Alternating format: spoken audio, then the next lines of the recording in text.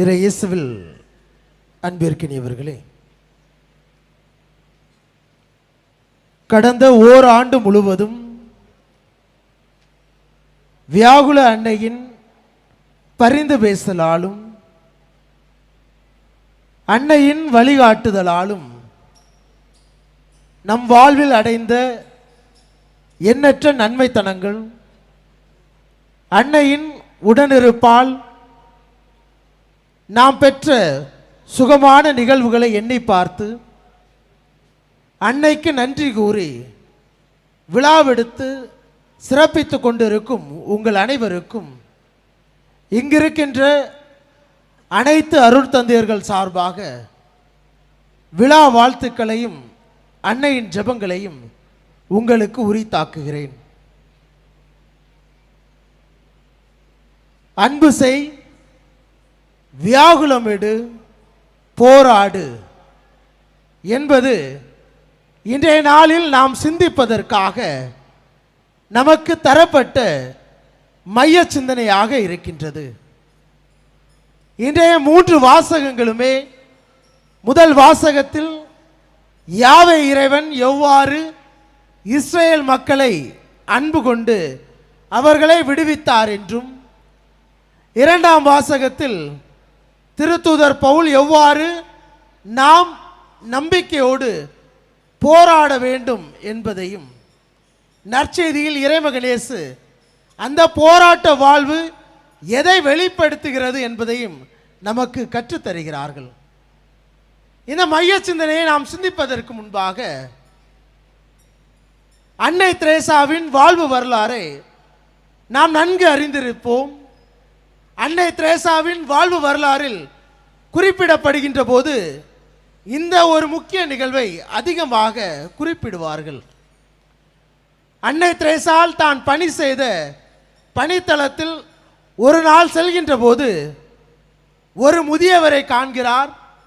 குற்றுயிராக இருக்கின்ற அந்த நபரை பார்த்தவுடன் அவர் மீது அவர் அன்பு கொண்டு இரக்கத்தோடு அவரை வாரி எடுத்து அவருக்கு நல்லதொரு மருந்தை கொடுத்து அவரை பாதுகாத்து கொண்டிருந்த போது அவரோடு உடன் சென்ற உடன் பணியாளர்கள் அன்னை தெரேசாவிடம், இந்த நபரை இப்படியே விட்டுவிட்டால் இன்னும் சிறிது மணித்துளிகளில் இவர் இறந்து விடுவார்.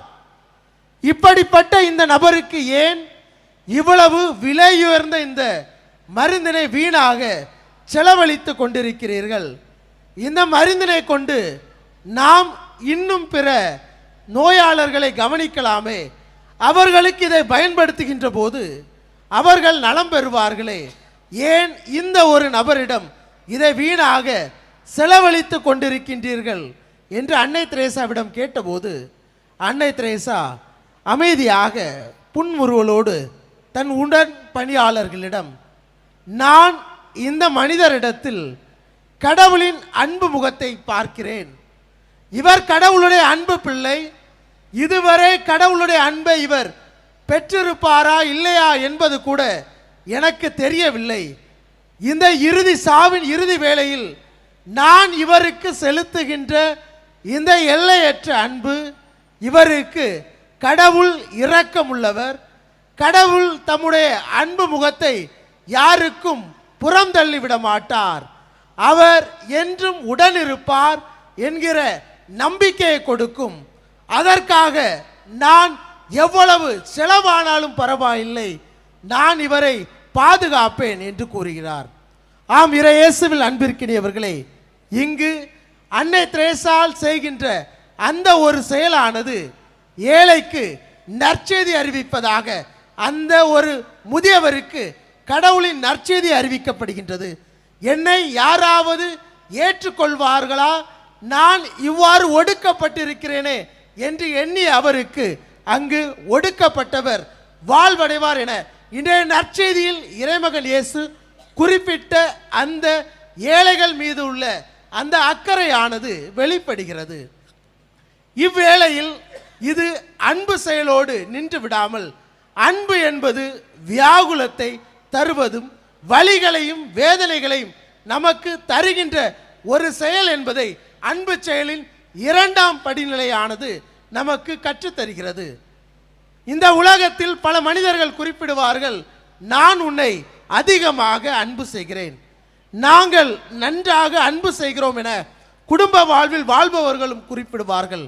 ஆனால் உண்மையிலே நாம் அந்த அன்பு செயலை சற்று சுய ஆய்வு செய்து பார்த்தால், அன்பு என்பது ஒரு நபர் கொடுக்கின்ற அந்த அன்பானது முழுமையாக அந்த நபருக்கு கிடைத்து விடாது. மாறாக ஒருவர் அன்பு செய்கின்ற போது ஒருவர் தன்னை இழக்கின்றார், அதன் வழியாக பிறர் வாழ்வடைகின்றார்கள் என்பது அன்னை மரியாவின் வாழ்வானது அந்த வியாகுலத்தின் அன்பானது நமக்கு வெளிப்படுத்துகின்றது.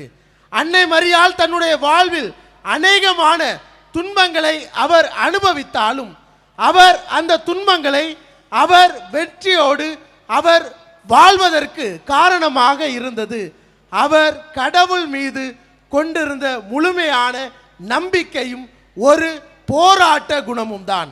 தான் சிறுமியாக இருந்தபோது கோயிலில் காணிக்கையாக ஒப்பு கொடுக்கப்பட்டதிலிருந்து தன்னுடைய இறப்பு வரை அவர் வாழ்வில் அனுபவித்த ஒவ்வொரு போராட்டங்களையும் அவர் கடவுளின் அன்பாலும் வாழ்வில் எத்தனை நெருக்கடிகள் வந்தாலும் இதை நான் வெல்வேன் என்கிற துணிவுதான் அவருக்கு வெற்றியை கொடுத்தது. அன்னை வாழ்வின் உச்சமாக நாம் பார்ப்பது சிலுவை அடியில் தன்னுடைய ஒரே மகனை சாவுக்கு கையளித்து விட்டு அங்கு அமைதியாக நிற்கின்ற அந்த அன்னை மரியாள் போராட்டத்தின் உண்மையான யதார்த்தத்தை நமக்கு கற்றுத்தருகிறார். என்னுடைய ஒரே அன்பு மகன், எனக்கென ஆதரவாக இருந்த இந்த ஒரு மகனை நான் இழந்து விட்டேன். இவன் பெயல்சபூலை கொண்டு பேய்களை ஓட்டுகிறான், இவன் இந்த அரசுக்கு எதிராக இத்தனை செயல்களை செய்கின்றான் என இவனை குறித்து அவதூறுகள் கூறினார்களே, இப்பொழுது எனக்கு ஆறுதலாக இருந்த இந்த ஒரே அன்பு மகன் எனக்கு இல்லையே, நான் என்ன செய்வேன் என்கிற போராட்ட கேள்விகளோடு அவர் சிலுவை அடியில் அளவில்லை, ஒப்பாரி வைக்கவில்லை, மாறாக அமைதியாக நம்பிக்கையோடு அவர் இருந்தது. என்னை இந்த கடவுளின் தாயாக தேர்ந்தெடுத்த அந்த கடவுள் என்னுடைய போராட்டத்திற்கு அவர் நிறைவு தருவார், அவர் என்னை வாழ்விற்கு அழைத்து செல்வார் என்கிற துணிவு அவரை மாட்சியாக விண்ணக மன்னக அரசியாக முடிசூட்டுகின்றது.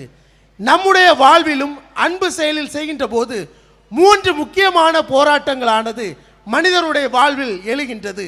ஒன்று, உடல் சார்ந்த போராட்டம். மனிதர்கள் ஆகிய ஒவ்வொருவருக்கும் உடல் சார்ந்த போராட்டம் என்பது பல வேளைகளில் எழுவது இயல்பு. நான் என்னை அன்பு செய்கிறேன், நான் என்னை சார்ந்தவர்களை அன்பு செய்கிறேன் என கூறுகின்ற நாம் பல வேளைகளில் நம்முடைய உடலிற்கு எது ஆரோக்கியமானது, எது தேவையானது என்பதை உணர மறந்து நாம் அந்த ஒரு உடல் சார்ந்த போராட்டத்தில் அன்பை நாம் பல வேளைகளில் மறந்துவிட்டு வியாகுலம் என்கிற வழிகளை நாம் சுமந்து கொள்கிறோம். என்னுடைய பிள்ளை ஆரோக்கியமாக இருக்க வேண்டும், என் பிள்ளைக்கு இது நலமானது என அந்த பிள்ளையை அன்பு செய்கிற நாம் பல வேளைகளில் அந்த பிள்ளைக்கு தீங்கான உடலுக்கு ஊறு விளைவிக்கின்ற உணவுப் பொருட்களை பல வேளைகளில் வியாகுலத்தோடு இது உனக்கு தேவையில்லை என்று கூற மறந்து அந்த பிள்ளைகளை நாம் வியாகுலம் என்கிற வழியில் நாம் உட்படுத்தி அன்பை பல வேளைகளில் சிதைத்து கொண்டிருக்கிறோம். இரண்டாவது போராட்டமாக கூறுவது ஆன்மம் சார்ந்த போராட்டம். ஆன்ம போராட்டம் என்பது பல வேளைகளில் நான் கடவுளை அன்பு செய்கிறேன், நான் அதிகமாக ஆலயங்களிலும் திரு வழிபாடுகளிலும் ஜெப மாலைகளும் செய்கிறேன், என்னுடைய குடும்பத்தில் உள்ளவர்களை கடவுளின் பக்தி முயற்சிகளில் நான் அதிகமாக ஈடுபடுத்துகிறேன் என கூறுகிற மனிதர்களில் பலர் நாம் பல வேளைகளில் நம் வாழ்வில் சறுக்கல்களும் நெருக்கடிகள் வருகின்ற வேளையில் உண்மையிலே என்னை படைத்த கடவுள், நான் இவருக்கு அனுதினமும் ஜெபமாலை திருப்பலியில் பங்கேற்கிறேனே, இவர் இத்தனை துன்பங்களை எனக்கு ஏன் தருகிறார், ஏன் என் குடும்பத்திற்கு மட்டும் இத்தனை வழிகள் என நாம் பல வேளைகளில் கடவுள் நம் வாழ்வில் இடறுகின்ற போது, அவர் போராட்டத்தின் வழியாக நம்மை அழைக்கின்ற போது நாம் வலிகளையும் வேதனைகளையும் ஏற்றுக்கொள்வதற்கு தயங்குகிறோம். மூன்றாவது, நவீன உலகம் சார்ந்த போராட்டம். இந்த நவீன உலகு சார்ந்த போராட்டம் என்பது, நான் இந்த உலகத்தில் இருக்கின்ற போது நான் எந்த பகுதியில் இருக்கிறேனோ அந்த பகுதியில் என்னை குறித்து பிறர் பேச வேண்டும், நான் எல்லாராலும் பெருமையாக பாராட்டப்பட வேண்டும் என்ற போராட்டத்தில் பல வேளைகளில் நாம் சமூகத்திற்கு உவவாத செயல்களை செய்து நம்மை முன்னிலைப்படுத்துவதற்கு பல வேளைகளில் நாம் முன்னிலைப்படுத்தப்படுகின்ற போது பலர் நாம் நமது சொந்த இயல்புகளை கலந்து போலியான ஒரு மாய முகமுடியை அணிந்து கொண்டு போராட்ட வாழ்வை மறைத்து வாழ்ந்து கொண்டிருக்கிறோம். மாறாக உண்மையான அன்பு செயலில் நாம் ஈடுபடுகின்ற போது வலிகளையும் வேதனைகளையும் யார் தாங்கிக் கொள்வதற்கு தயாராக இருக்கிறார்களோ, யார் போராடுவதற்கான உள்மன உறுதி அவர்களிடத்தில் இருக்கிறோ, அவர்களே உண்மையான வெற்றிகளை அடைபவர்களாக மாறுகிறார்கள். இறைமகன் இயேசு தன்னுடைய சீடர்களை அழைத்த போது சீடர்கள் ஒவ்வொருவரும், இவருக்கு இந்த சமூகத்தில் நல்லதொரு பெயர் இருக்கின்றதே, இவருக்கு பின்னால் நான் சென்றால் நான் பெரும் மகிழ்ச்சி அடைவேன், என்னை குறித்து பிறர் பேசுவர் என்ற மகிழ்ச்சியில் அவரை பின்தொடர்கிறார்கள். ஆனால் இறைமகன் இயேசு தன்னுடைய நற்செய்தி பணி வாழ்வில், என் சீடர்களாக இருப்பவர்கள் தன்னலம் துறந்து தன் சிலுவையை சுமந்து கொண்டு என்னை பின்பற்றட்டும் என கூறுகிற அந்த வாக்கியத்தில் அன்பை நாம் முன்னிலைப்படுத்த வேண்டும், நீங்கள் யாரும் உங்களை முன்னிலைப்படுத்த கூடாது என்கிற அறச்சொல்லை இறைமகன் இயேசு கற்றுத்தருகின்ற போது சீடர்கள் பலர் பின்வாங்குகிறார்கள்.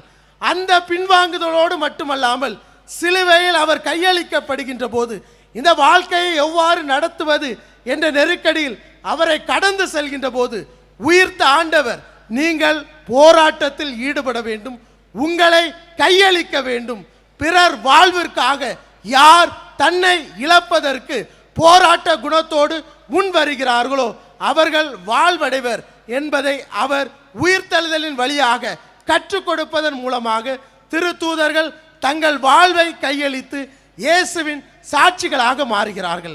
ஆம் அன்பிற்கினியவர்களே, நாமும் போராட்ட குணங்களோடு எப்பொழுது நம்மை கையளிப்பதற்கு பிறரை அன்பு செய்வதற்கு முன் வருகிறோமோ அங்கு மாற்றமானது நம்மிடம் பிறக்கின்றது. திருத்தந்தை பிரான்சிஸ் அவர்கள் அழகாக குறிப்பிடுவார், கிறிஸ்தவ மனநிலை என்பது சுகமான வாழ்க்கை அல்ல, மாறாக பிறர் வாழ்வில் இருக்கின்ற இருளை மாற்றுவதற்காக போராடுகின்ற முற்சார்பு எண்ணத்தோடு தன்னை கையளிக்க வேண்டும்.